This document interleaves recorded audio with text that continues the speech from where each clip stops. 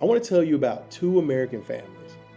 The first one picks cotton in the Arkansas Delta. The second one, they dig coal in the West Virginia Hollow. They will never meet. If you put both of those families in the room together, they honestly would be told to hate each other.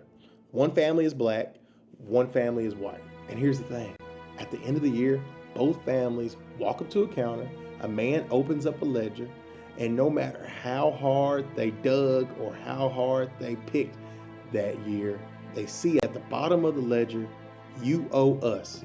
This is America under construction. Let's look at the record.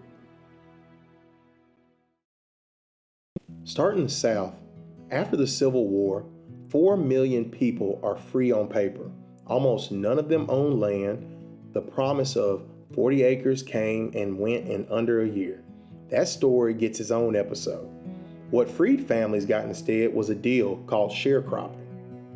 The deal sounds almost fair when you say it fast. The landowner provides land, seed, tools, and a cabin.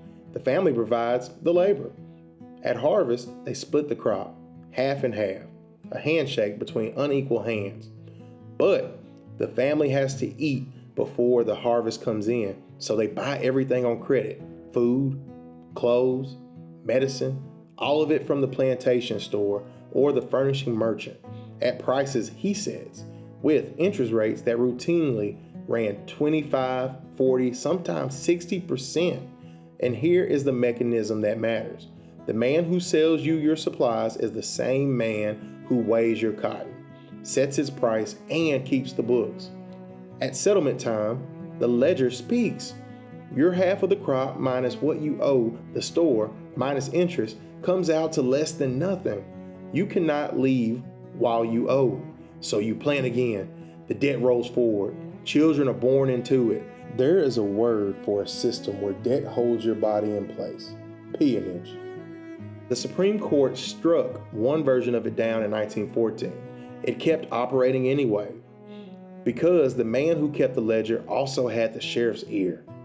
Hold that design in your head: a company you cannot quit, a store you cannot skip, a ledger you cannot audit. Now travel about 600 miles northeast. Appalachia, same era. Coal is what lights America, and somebody has to dig it. In the hollows of West Virginia and Kentucky, entire towns are built by the coal company. The company owns the houses, the company owns the church, the company owns the school, the doctor's office, and the store. And in many camps, the company does not pay you in dollars. It pays you in scrip, company money. Good at exactly one store, theirs. Prices there run higher than the town you cannot get to. And before you see a single coin, the deductions come out.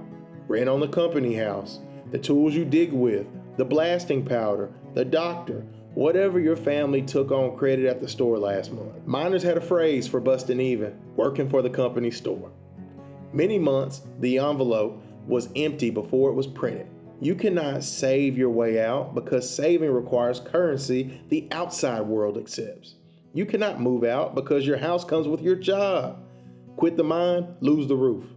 A company you cannot quit. A store you cannot skip. A ledger you cannot audit. You have heard this before. The trap did not check what color you were. It checked whether you had any other option. That is the design. It runs on leverage, not on hate. Hate was just the paint. So what happened when each family tried to change the math? Phillips County, Arkansas, 1919. Black sharecroppers around the town of Elaine did something radical. They hired a lawyer and formed a union to demand honest settlement of their cotton accounts. A shot broke out at one of their church meetings. Within days, posses and federal troops swept the county. Estimates of the black dead start above 100 and climb past 200. 12 Union men were sentenced to death by juries surrounded by mobs. Not one planter faced a charge. The Supreme Court eventually threw out those death sentences in a case called Moore v. Dempsey. Because the trials had been a formality dressed over a mob, that ruling changed American law. The men it saved had still spent years waiting to die for asking that a ledger be read out loud. 2 years later, 1921, West Virginia. 10,000 coal miners, white, black, and immigrant, tied red bandanas around their necks and marched to unionize the southern coal fields, where their company town system was the tightest. At Blair Mountain, they met machine guns. Private planes dropped bombs left over from the World War. The Army was called in. It remains the largest armed uprising in this country since the Civil War. The miners lost. The Union was set back a decade. 1919 Elaine, 1921 Blair Mountain. When the people at the bottom of the ledger organized, the response was not a negotiation. It was force. And here's the detail I cannot let go. Almost nobody's textbook carried either story. Ask yourself who benefits when the Cotton family and the Coal family each believe they suffered alone. Now, the strongest objection said out loud. First, nobody was legally forced. A sharecropper could walk. A miner could quit. That is technically true and worth saying, honestly. But test it. Leave with what? The debt follows you legally in one case, and in the other, your last pay is in currency no one else takes, and your house belongs to the mine. A door is not open just because it is unlocked. Freedom you cannot afford to use is a decoration. Second objection, this is ancient history. Fair, so run the test on today.